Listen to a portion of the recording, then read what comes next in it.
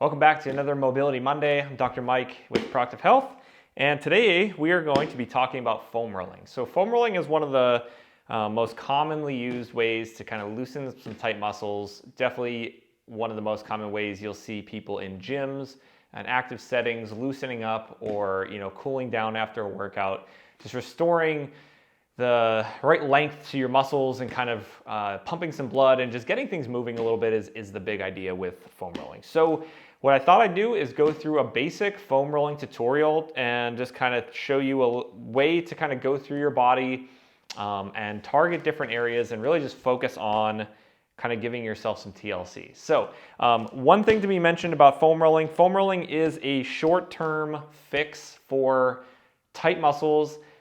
It is not super effective for long-term results or even pain relief or anything like that. The biggest thing it helps you do is to just, again, loosen up some soft tissue around your body that may be getting in the way of you going through a certain range of motion or helping you to kind of calm down and re-elongate a muscle after a workout.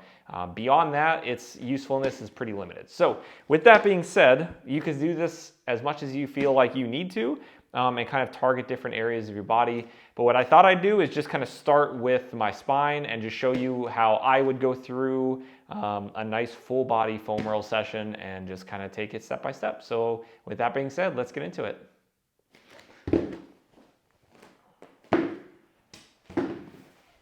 All right. So the first position to think about foam rolling in is this one. So we're gonna be just laying back on the foam roller, legs relaxed. Foam roller is about mid-spine. Something to keep in mind when you are foam rolling your spine is that you wanna keep the foam roller above your lumbar spine. Because your lumbar spine curves upward, if you go and put a foam roller into it, it's gonna accentuate that curve and that could actually cause low back pain. So when you're foam rolling your spine, just keep that foam roller above your thoracic spine or in your thoracic spine and above your lumbar spine. So really easy. I just cross my arms across my back and just lean back into the foam roller a little bit. And now I'm just gonna lift myself up off the floor and just roll the foam roller up and down my spine. You can definitely go up above your shoulder blades and then back down into your mid-back. And just nice and slow, you're just feeling for any tight spots that may be there. And again, depending on how far you lay back, it might increase the stretch a little bit more. You don't want to lay too far back to where now you're just hyperextending your lumbar spine again. So just again, keeping that movement relatively controlled in your upper back, not flailing around, not putting yourself at risk for injury. So once you've done your mid-back, it's really easy to transition into your lats and shoulders by just rolling to one side. Again, just keeping this movement nice and local. You're trying to just go along the length of these muscles. If you think about them, they're basically just little cables attached to the machine that is your skeleton, and its job is to move them back and forth. So if you're going through your shoulders and you find some tight spots, you can start to move your arm around and just add a little bit more tension, finding those tight spots and just kind of working through them a little bit. Anything that's a little uncomfortable, just adding a little pressure to, maybe holding it in one spot. And again, just keeping this relatively calm and not trying to be too aggressive with it. So I did my right side, now I would do my left side. Once I've done my shoulders, I would kind of move down into my glutes and my hips. So sitting up on the foam roller like this, just picking a side or going right in the middle, feeling, depending on what you're doing, some nice tension across your glutes and just adding a little pressure to where you feel you need it. So you can spend as much time in any of these positions, again, depending on what your requirements are for that day, how you're feeling, or what you're targeting in terms of exercise and movement. You may spend a little bit more time on your spine, a little bit more time on your shoulders, a little less time on your hips, just depending on what it is. Again, just kind of listening to your body and trying to feed it the movement that it needs. So you can go from glutes, now you can pick a side, and you can start to go into your other glutes, and your IT band, and your hip abductors, and all the fun muscles of your hips that get really tight with exercising and running. Again, supporting yourself. The more pressure you put on the foam roller, the more intense it's going to be. And you can just keep rolling, and you can just keep letting this go forward all the way up into your upper quad, and just finding those tension spots and just rolling through them, and just, again, spending more time where you feel like you need it, and just kind of keep rolling. So again, you can spend as much time here as you'd like. I'm going from my glutes. Now I will move down into my hamstrings.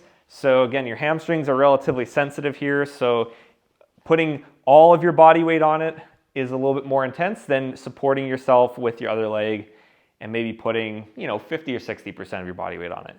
And again, you're just rolling back and forth. You can internally rotate your leg and get on the inside of it. You can go on the outside of your leg by externally rotating it, going on the outside. Once I've done my hamstring, I can roll over and I can do my quad, just rolling the length of the muscle. Again, searching for tight spots, going up the middle of the quad, the inside of the quad, and the outside of your quad. Once you've gone through that, you can go down into your calves. This is a really common one. Again, just adding a little pressure here. You don't want to crush yourself. Again, you can add the intensity by putting more body weight on it, but you're just rolling this back and forth. And so letting yourself go towards the outside of your calf, the inside of your calf, and so on. And so again, just finding those tight areas, see where you need it. Maybe you feel it like you're down a little bit lower in this leg.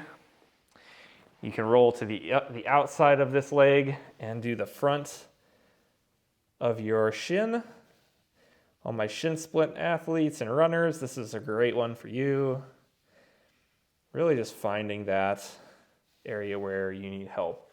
So I think the only spot I didn't do yet is my chest. So what that might look like is you can turn a foam roller parallel to you, and you can put the end of the foam roller into your chest, just like this, and you can roll the end of this foam roller into your chest, and just adding a little pressure across the front of your shoulder and into your pecs.